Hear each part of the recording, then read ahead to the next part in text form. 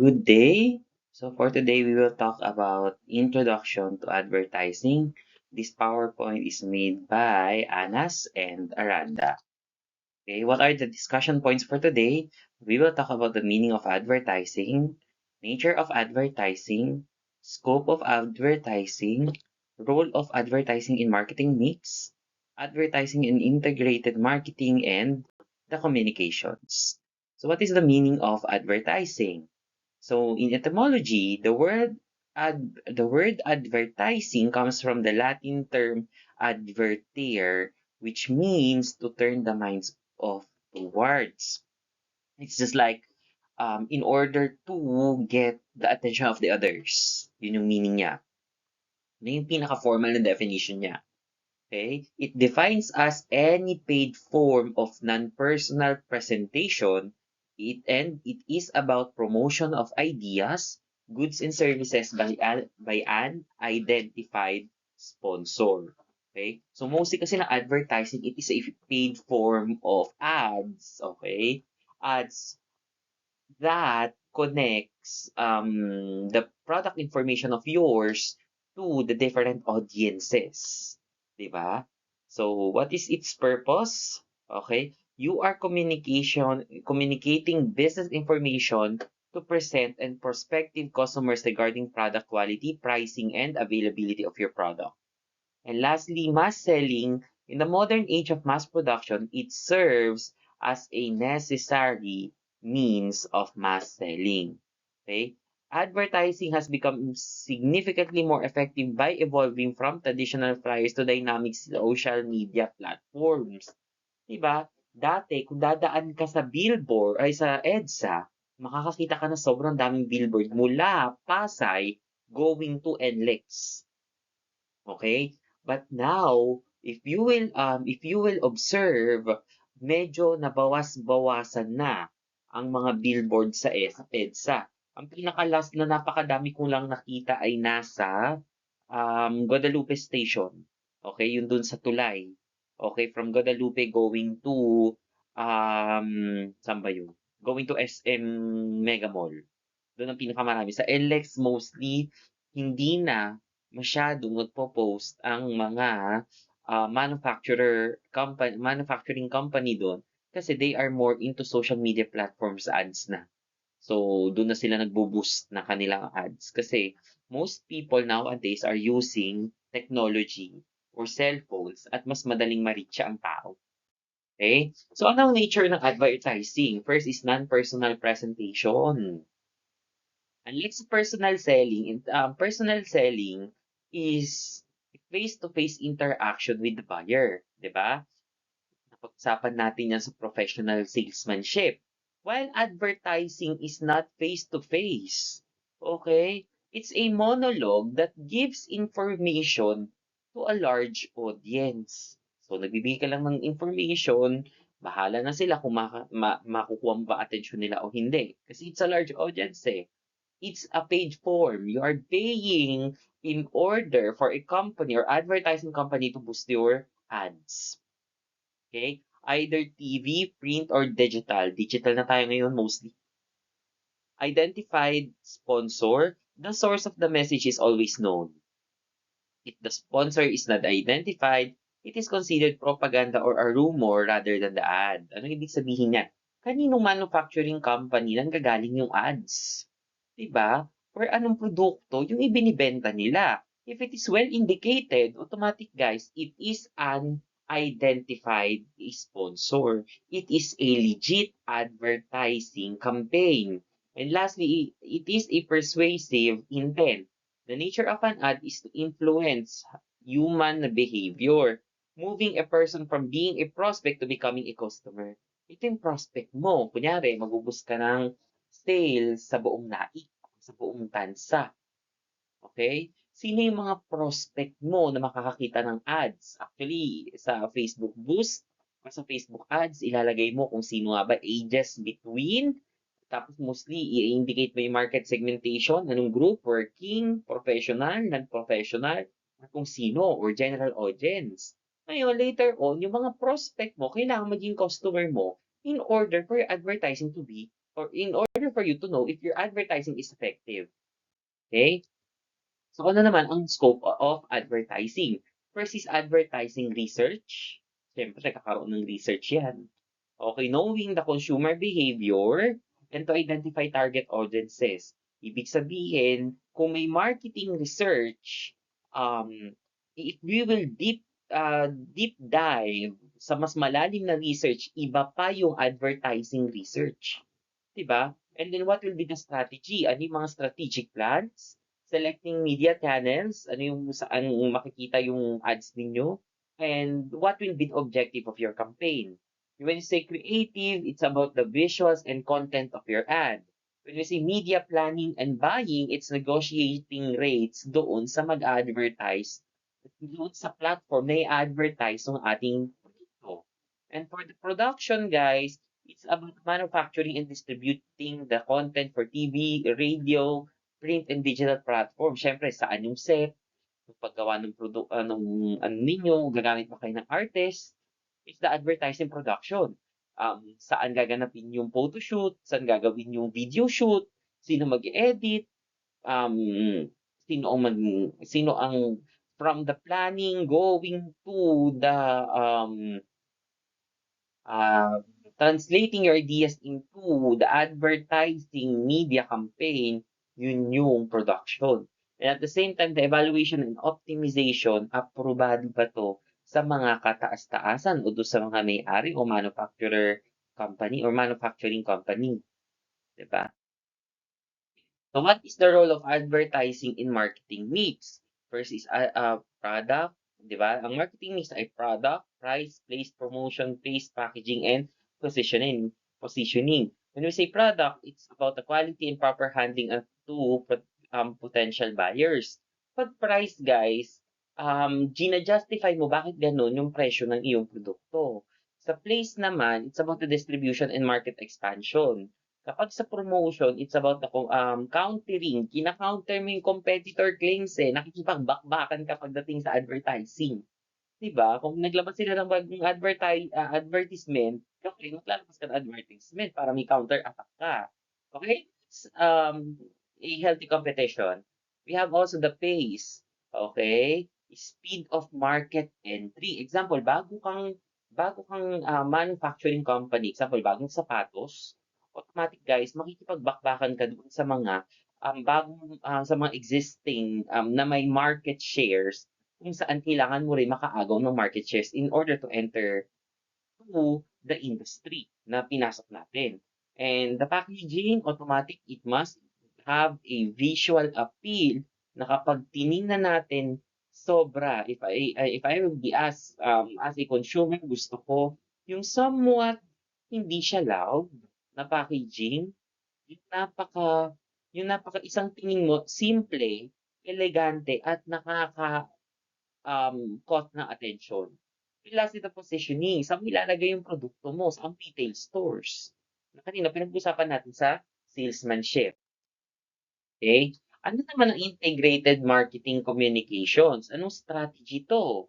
It's about the an ultimate goal of integrated marketing communication, okay, must give or present one voice, one brand experience across every customer's touch point, maximizing impact and efficiency. Okay? Kasi kino-coordinate ng IMC ang marketing communication channels para mabigay natin ng consistent, clear, at compelling ang brand message natin. Hindi lang kasi yung produkto, kumaga, dun sa produkto mo, ano yung pwede mong magawang brand campaign in order to create a brand message? Ano yung gusto mong malaman ng inyong potential customers? After reading this, kaya ba natin sila ma-convert as a buyer? Diba? So, kailangan guys, example, sabihin na natin sa sapatos, ano ba yung sapatos na binibenta mo? What will be the brand message? Is it about the design? Are you more concentrating with the design? Are you more into comfortability or comfortability? Diba? Or comfortable shoes? Are you more of a sports shoes? So, kailangan guys, alam na alam nila once na nabasa yung advertisement mo, kung ano nga ba yung brand compelling message mo. Di ba? So, bakit ang advertising is central to integrated marketing um, or IMC? Okay? So, advertising serves as the primary driver, amplifying the core message across mass and digital media, reaching broad and segmented audiences. It sets the tone and visual identity that all other IMC tools echo and reinforce. For example, Mattel's Q3 or Quarter 3 2023 success was largely credited to cohesive global marketing execution, effectively integrating advertising with other communication channels to create powerful unified brand narrative. So, ibig sabihin, kailangan nandun yung unified brand narrative nyo na hindi nagkakagulo-gulo yung message talaga ng inyong advertisement. Okay? Ano nga bang three principles of effective IMC? Unang-una ay customer centricity. Kailangan tailoring messages to audience needs and journey maps, ensuring relevance and resonance. Diba? So, ibig sabihin, kagaya na lamang sa professional salesmanship, you know what are their needs. Una yan, audience needs yan.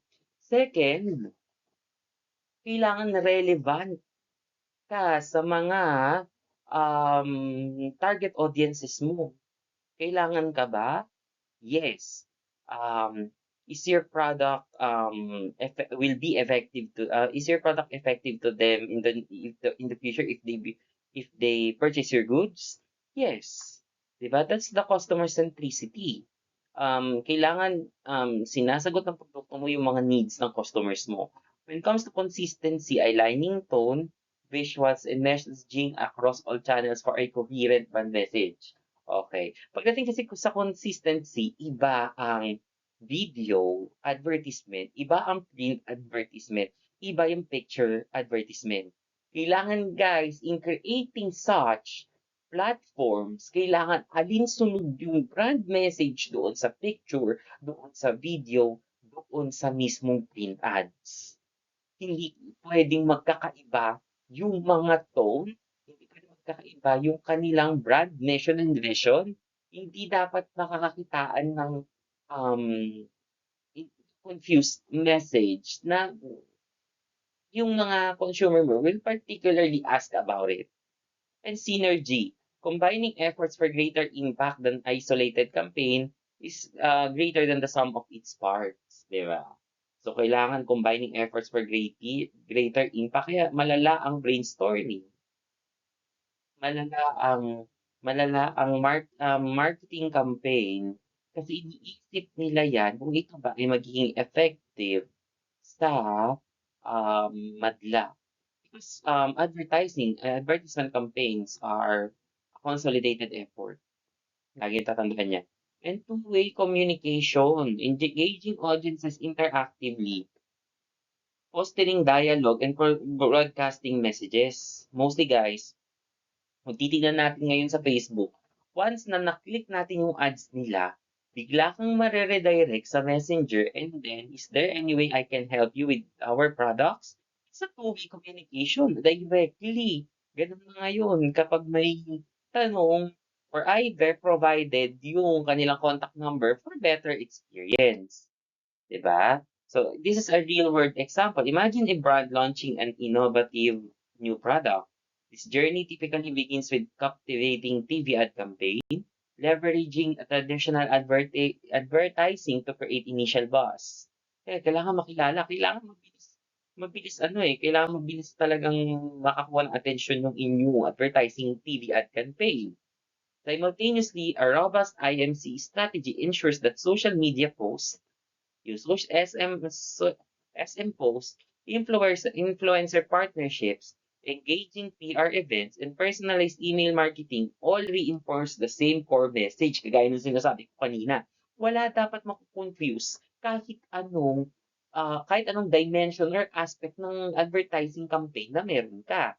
The result is a unified brand story that accelerates into awareness, builds customer trust kasi you know what you're saying about your campaign, and ultimate significant sales kasi maniniwala doon pa lang sa brand message ninyo, magkakaroon na kayo ng integrity kapag walang confusion, 'di ba? Kapag alam nila na somewhat sturdy yung brand campaign. Okay, ano naman yung future of advertising in IMC? Unang-una ay digital expansion. Increasing digital channels require tighter integration and data-driven personalization for precise targeting. Kailangan kasi sa digital expansion, guys, tamang-tama ang market segmentation na i-indicate mo doon. Pag hindi, ay nako, magpapakita yung ads nyo kung kani-kanino lang, kung saan hindi nyo na-target audience na ine-expect ninyo. AI and automation, artificial intelligence and automation enable real-time message consistency and optimization across platforms. Kaya na lang na sinabi ko kanina, pag napindot nyo yung ads, automatic nagre-redirect kayo sa chatbot. Di ba? Is there any way I can help you? Tapos kapag kaya niya pang sagutin yung tanong mo ng programmable, kaya niya pa. Pag hindi niya na alam yung tanong mo, automatic i-dadirect ka sa mismong customer service agent. And lastly is competitive edge. Brands mastering IMC with advertising at its core will build stronger loyalty and sustainable competitive advantage. Kasi nga, nandun yung integrity, nandun yung brand campaign na sturdy, kagaya na sinasabi ko kanina. So, ano yung conclusion natin sa advertising plus IMC is equal to marketing success. Advertising remains a powerful pillar of the marketing mix. Why? Because it makes your product being known by your target audiences, driving initial awareness and shaping perceptions. Integrating marketing communication naman ensures advertising message is consistent and amplified across all channels from digital to traditional at hindi at unified sila, di ba? Together, they create seamless brand experience that fosters customers' engagement, building last builds lasting loyalty, and ultimately fuels business growth. The future belongs to brands that communicate with clarity, unity, and purpose, 'di ba? Pag malinaw ang inyong brand campaign, pag hindi magkakaiba at unified ang inyong brand message across all platforms, and lastly, the purpose ng inyong produkto, kung bakit nyo siya ina-advertise, how is it being used, or bakit siya kailangang bilhin, it will have a marketing success. And that's the last part of my presentation. Okay, so pupunta na tayo sa gawain nyo for next week. Dahil nakinig kayo hanggang dulo ng aking presentation, sasagutin nyo sa Google Form na i-upload ko next week.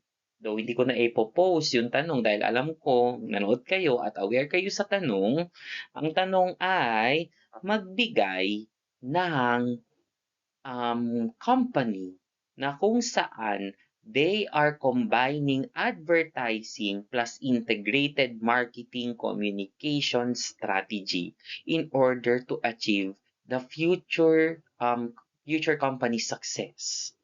Again, magbigay ng example ng isang kumpanya na gumagamit ng advertising plus integrated marketing communication strategy. Paano niya ginagamit ito? And tell us more about it on your essay. So, if there are no more questions, dahil naman offline to, have a great day guys and please answer the question next week. Thank you.